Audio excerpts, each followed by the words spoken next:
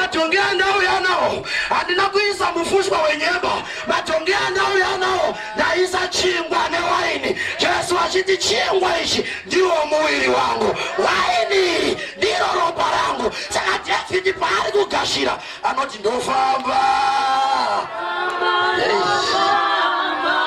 ndosua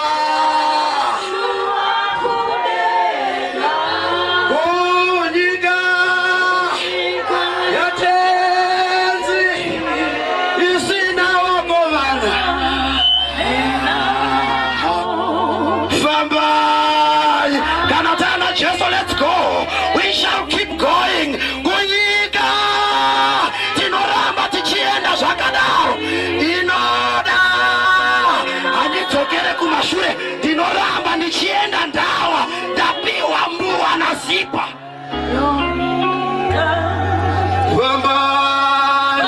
keep going unena moyo kutirira masoko ya wanu kuyiga keep going kana zipa uya nembua keep going dinoramba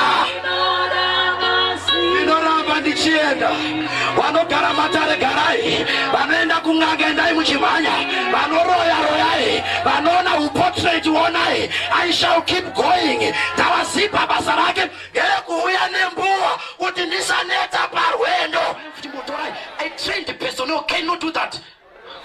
I won't waste my time following a dirty dog. Unoswera toto hawakandituya pano ambai pasera ndakafroshiswa ndakata ndimukunyaraririba waita a trained personnel cannot follow a dirty dog. Unaita mbili kutera makuwazerakwero a trained personnel cannot follow a dirty dog.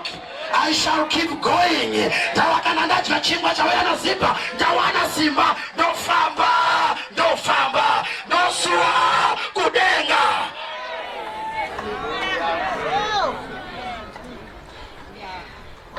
Bashipeza never bebo gareba zimfundisa ndinapodaiza vanhu vanava kumbotrenda no want to train personnel here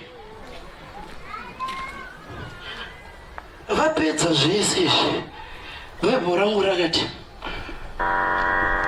David akaramba ndapafarira David akaramba achienda hello David akaramba achienda David akaramba achienda ndipo vafamba ndivandaenda pa next last point ina kuti timbo train ma personals here who will never follow dirty dogs.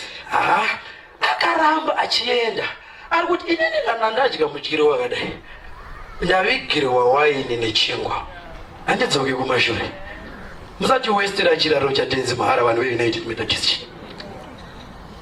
Don't waste our time kumira kana ndiani munhu anotadza tichiendesa vanhu kumba vari vambishi after mabva panapa hapaperi wiki matomarana nenyadzi makuhwa matotera dirty dogs. So why are we wasting our time presenting jongi rakatakura chingwa newaini to you? Ndofamba